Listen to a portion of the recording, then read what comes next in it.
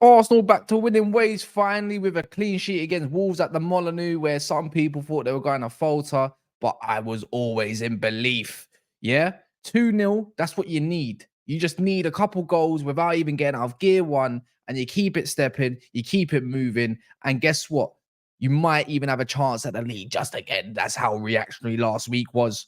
But look, guys, smash the like button. We must smash the like button. It's great for the algorithms. It does so much wonders. You never know what subscriber we may go to next, so it takes you 2 seconds. So do smash the like button on if you do hear this. But we dive straight into the game.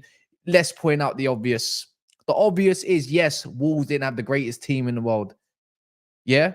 But at the same time, this is Arsenal, who are not on format as well. So you have to credit it. I don't care how they performed, as long as they got the 3 points today. That's all that mattered. At this point in the league, when you've got 5 games left, 5 finals even, especially when you ain't got nothing else to fight for, this is where it matters. It's about getting back to the basics. It's about creating certain opportunities and keeping clean sheets. If this was Liverpool or Manchester City, I'll be doing the exact same thing. Doesn't mean I'm twerking, but for Arsenal, I'm twerking, yeah? Because I need you lot to win the league. Because guess what? Man City are in our FA Cup final. You think I want them to do a double on a 4P? No chance. Do I even believe in my team to do something like that? No chance. So Arsenal fans, we must believe that you can go and get it done.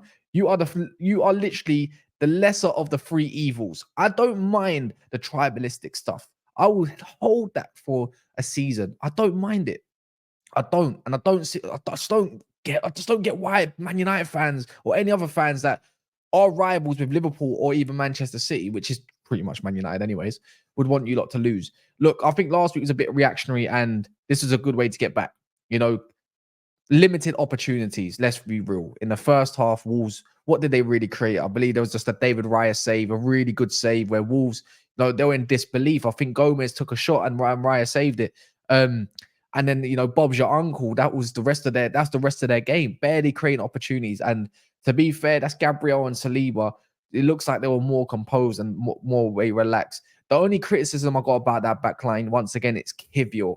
And I know Tomiyasu didn't get to play and whatnot. I'm not too sure what happened to him, but I remember seeing it pop up on a timeline that he was going to play, but I wouldn't think it was going to be a huge miss anyway. But Kivior, the guy who keeps getting substituted, the guy who, keeps getting rotated, it's like he's just not there at this moment of time. And I don't really blame, fans that get onto him at this moment of time, because this is where it really does matter.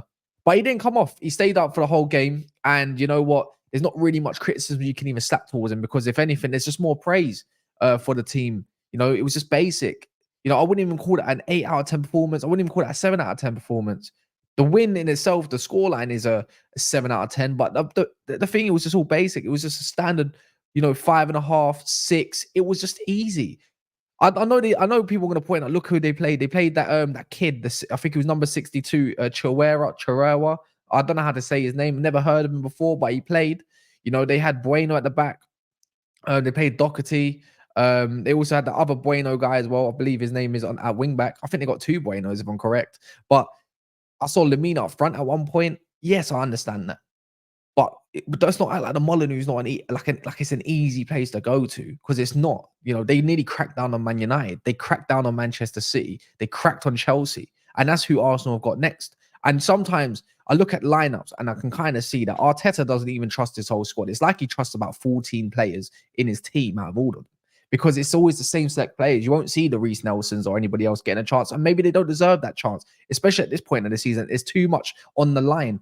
Right, the game that we're all looking towards is not the Chelsea game. Let's be real. Chelsea, are they really going to bounce back? Yes, they got a quite good record when it comes against the top 6, right?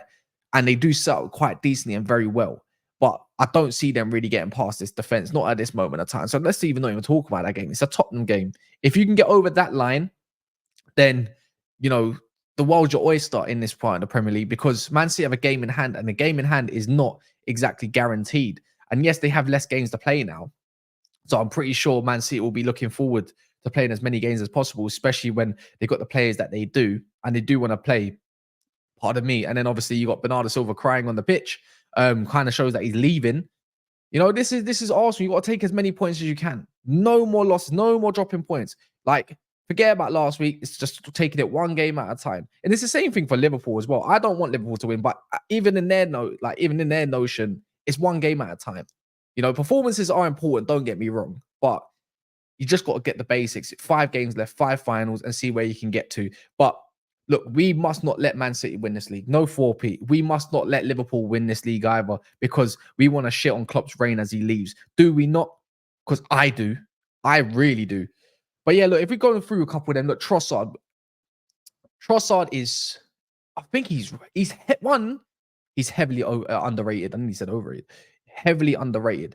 And I think his finishing is also heavily underrated. I think in that front line, their best finisher is definitely Trossard. I don't think that's not hard to see. It's a bit like Jota. Anytime they get any sort of chances in the box, 8 or 9 times out of 10, it's going in. When it comes to them side foot finishes, whether it's in the top bins, bottom bins, in front of goalkeeper, 2 yards away, it doesn't matter. It's going in. You know, he's got such a good eye for goal. And he came off, obviously, Martinelli came on and stunk the gaff out. Let's be real. But this is what I fear with Arsenal. There's not enough killers. I know Erdegaard got a goal at the end. It was pretty much a done game, right? It was a done and dusted game. We don't need to talk about the midfielders. We don't even need to talk about the defenders. They done their job. You know, they kept it resolute and kept it firm. You know, Rice, it was an easy game. Havertz, you know, just bog standard. But when it comes to in front of the goal, this is where Arsenal need to get back onto that killing form again, where they're sharing the goals, where people are not afraid to take that extra touch sometimes, or even just releasing it and being relentless. Jesus was playing his heart out today, and it was evident. He obviously set up the game. I think he was pretty much, I think he was Arsenal's best player potentially on today's pitch. But it's about that clinical edge when it does come down to the pressure moments when you do need a goal. Let's say it's not going your way and you don't score 3 goals in the first half. Can you get that killer goal? And this is why Trossard probably needs to start every single game until the end of the season, because you need him more than ever, right? I'm not saying, and Saka needs to buck up his ideas a bit. He's been getting heavily criticized, way beyond that he needs to, but he needs to somehow find himself in some good form, because I don't think he's the most confident. Even today, he didn't look like he was the most confident out there.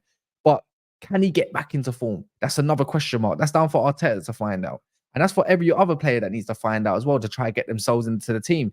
It's like, don't get like, the players know who is going to be starting, but some of these players need to realize what's on the line here.